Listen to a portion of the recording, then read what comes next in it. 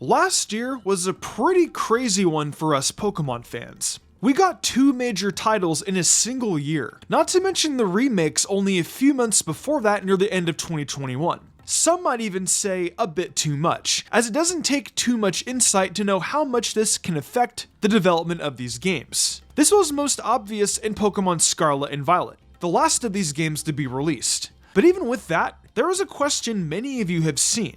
Which of the two were better between Legends Arceus and Scarlet and Violet? Well, I'd be lying if I said everyone has been asking that question. The two games have generally coexisted pretty peacefully, and they do have quite a few differences. Everyone is going to have their preferences, and not everyone will agree with my conclusion when it comes to which might be the better of the two games. However, what's probably more important is coming to an understanding as to why we prefer the games we do while analyzing this. Before we begin though, I create exclusive content over on Mystic Umbreon Shorts every day with Pokemon facts, and 2 exclusive series on the weekend. I also read anime fanfics over on Mystic Reads. Right now, I'm reading Road to be a Pokemon Master. I'm also streaming again, over on my channel, Mystic Arion. I will leave all these channels in the description below. With that said, let's begin now. Getting right into it, a huge difference is that Scarlet and Violet is an open world Pokemon game, while Legends Arceus technically is not. If you've never played Arceus, then you're probably imagining smaller spaces than what the game actually has. Even though the game isn't technically open world, it still does have large areas to explore, so it's not like there's this massive disparity here. However, Scarlet and Violet having a proper seamless overworld definitely still ticks out positively after playing Legends Arceus. It isn't without its flaws, but most of those flaws are due to the way the game runs. Arceus has its jank, sure, but we've all seen how awkwardly Scarlet and Violet can run, including quite a few visual bugs. While this isn't uncommon for a lot of big open world games, it gets pretty ridiculous here. For the most part, I think the worst of it is actually objects or parts of the landscapes popping in and out. Again, this isn't something we've never seen before in other big open world games, but I can't excuse it either. Legends Arceus released in a much better state of a technical level, and that game definitely wasn't exactly some masterclass in optimization either. Should this stuff bother you though? If it does, how much should it bother you?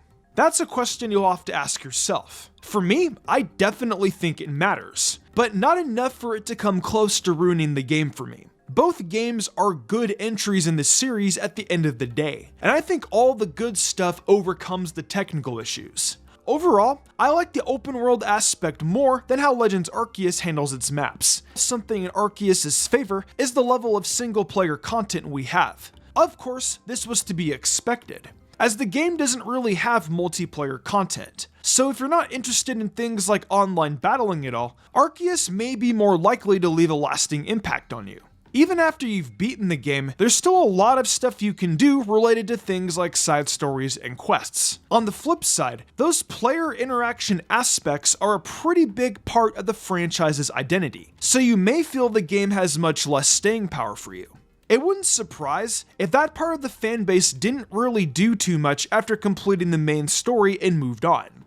Speaking of story, let's touch on that a little bit. Legends Arceus can either be considered way more interesting than any other core Pokemon game in concept, or be considered a bit less interesting since it does rely very heavily on Sinnoh lore, a previous region in the series that got a remake not long before Arceus' release, and therefore may have too many elements of familiarity just based on that. In the case of Scarlet and Violet, this idea of familiarity being a flaw for them can also exist, as it's still more of a traditional Pokemon game. We've all seen the concepts of the evil gang teams and the regional champion dozens of times over the past 20 plus years. However, the execution of story themes and concepts in Scarlet and Violet are genuinely some of the best in the series, and the fact that you can approach different story branches in a non-linear order works surprisingly well and never makes the themes of the game feel disjointed. The characters are also overall pretty memorable and have become fan favorites for good reason. That's not to say that Arceus doesn't have memorable characters either. Professor Laventon is very likable, and Volo has become one of the most popular characters recently introduced into the franchise. What surprised me about Scarlet and Violet, however, is that some of the story revelations have some surprisingly uncomfortable or dark implications. It's very easy to feel sorry for Arven in particular. I think the story in Scarlet and Violet was more effective for me overall. There are some elements in Arceus here and there that I prefer narratively, but I think SV has more staying power with me overall in this category. The story still isn't complicated, it's still Pokemon, but there are a lot of things that hit different here. I'm not sure if I'm gonna call this the best story in the franchise, but it's definitely gonna be up there a lot, guys. Speaking of Volo, that's something Legends Arceus may have over Scarlet and Violet, the better climactic battle. Now, I think the AI battle and what goes into it is more emotionally interesting, but the Volo fight just feels like the ultimate final battle. This guy just throws everything he possibly can at you. He basically breaks the rules of Pokemon by using more than 6 of them against you. It's wild, and it was actually pretty challenging for a lot of players that walked in unprepared. It might actually be the most memorable part of Arceus overall for many fans. And we even did a video on this battle questioning where it stands in the series, so maybe go check that out too. Unfortunately, in the case of Scarlet and Violet, it also might have the worst champion in the series. Some people think that there could be more to the champion of Paldea than meets the eye in DLC or something. But as of right now, she was a disappointment. And while she's not supposed to be the equivalent battle to Volo, it's hard not to feel like a missed opportunity for Scarlet and Violet to have another cool fight. Now, how about the battling in gameplay? Seems, kind of important, right? Well, Legends Arceus was a really refreshing way to play the game. Your trainer could actually feel the threat of wild Pokemon, and the game had a bit more of an emphasis on catching Pokemon rather than just battling. You could also move around in battle, and had some more experimental stuff, like the option to use Agile or Strong Style to change your attack power or speed. This part of the battle mechanics didn't entirely click with everyone though I thought it was a good diversion for something that clearly didn't want to be like the traditional core games. And since there was no competitive for Legends Arceus, they could kind of experiment a little more freely. Scarlet and Violet, at least in terms of battling, is the more traditional Pokemon with some balance changes and such. But generally, the core battle system is the same.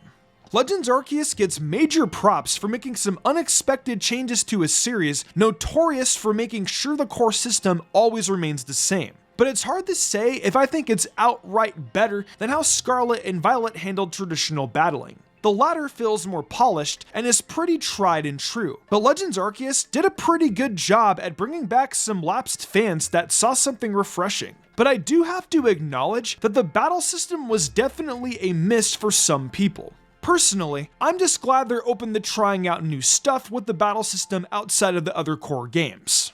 How about the smaller things that add up in a game? I think Legends Arceus generally had better quality of life options that went missing in Scarlet and Violet. Scarlet and Violet do not have mass release, set battles, the ability to turn off animations, and a few other features you may have expected. This felt like a big L for our new Gen 9 games, as some of these features seem like a pretty standard addition at this point. They did add this new Let's Go feature, which is kind of cute, but also annoying that it's mandatory for Pokemon to evolve. And your Pokemon is also not as fast as your character, so you need to go real slow in order to not have it just pop back into your Pokeball. Seriously, I can't believe Palmont is locked behind this feature. I guess that's not a feature and more of a gameplay thing, but it's so simple, it almost feels more like a feature. And it was clearly meant to add some quality of life aspects, as your Pokemon could just go off in battle on its own for a while. It's an otherwise harmless feature, but it doesn't make up for anything that's missing. Even the ability to rematch the Elite Four isn't here, and the only way to rematch the champion is through the Academy Ace tournament. And before moving on, I do want to make a brief mention of the fact that Legends Arceus generally feels like it has a more consistent art style and art direction for the game. Obviously, when it comes to art direction, some of the later areas of Scarlet and Violet look really cool, like Area 0. But generally, Legends Arceus feels more consistent. But maybe that was to be expected. And one more cool thing for Arceus here, Alpha Pokemon being huge was pretty awesome. Now, we can't forget about the experience for our fellow Shiny Hunters. In both games, shiny hunting feels like a good natural challenge, but only Legends Arceus gives you any audio-visual cues to let you know there is one near you. In Scarlet and Violet, there's no sound or anything. You basically need to scroll your eyes all around the screen in order to know if one is around you or not. This is kind of miserable if the Pokemon you're hunting has a shiny color that doesn't differentiate itself from its normal coloring much. There is a nice spawn rate of Pokemon, so it never feels too tedious to actually get one to show up if you try hard enough. But the lack of even a sound is a little frustrating, because you just know you've missed a few of these while normally playing the game without even realizing it. Maybe there are some people that actually like this lack of an indicator. Like, I guess it's more realistic? I don't know.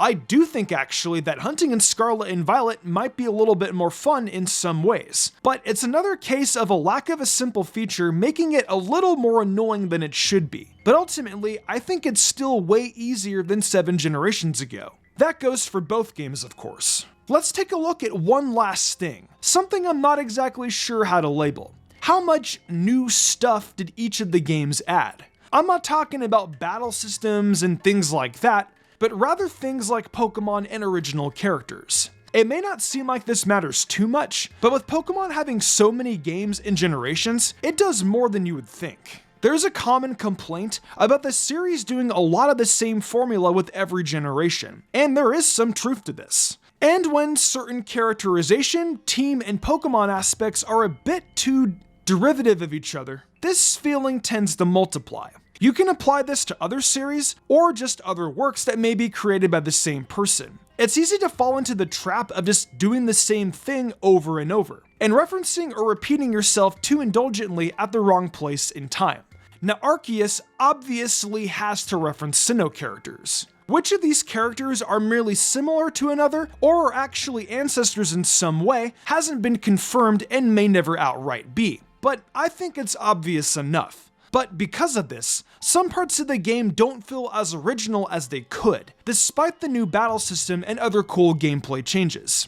Of course, there were less new Pokemon as well, though the new forms were definitely welcome. Ultimately, Legends Arceus was still technically a Gen 8 game. Even though Scarlet and Violet were more traditional in their gameplay, they did introduce a lot of entirely new characters, and many of them feel genuinely refreshing. Even the professors were ultimately handled so differently, not to mention the way you progress the story aspects. Though the game still wants you to do certain things in order due to the level scaling, it still feels organic and fresh in that regard. So we've talked a lot about the differences between the two games and where they excel over the other. Which you prefer depends on your priorities, but for me, I think Scarlet and Violet is the better release, or at least it's the one I like a little more. There are things in Legends Arceus that are definitely a bit more polished, but I think the total package from the open world to the story and characters, and even the Pokemon themselves, clicked with me a bit more. And that's actually really cool, because Legends Arceus, also great, and thinking it's better than Scarlet and Violet is completely valid.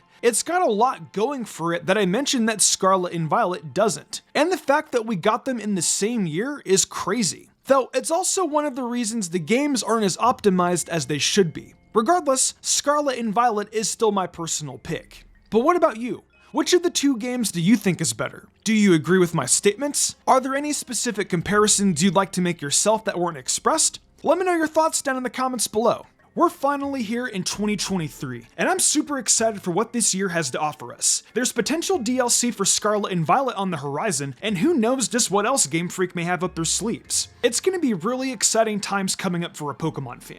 If you're interested in more Mystic content, check out my TikTok and Mystic Umbreon Shorts YouTube channel. I've got a really fun series starting up there very soon, and of course, have a weekly edition of my Should You Use series focusing on Pokemon in Scarlet and Violet. Also, if you're into fanfictions and what-ifs, check out Mystic Reads. I offer a ton of creative spoken word content on there, so come join me. Thanks again for joining me today, and I'll see you all next time.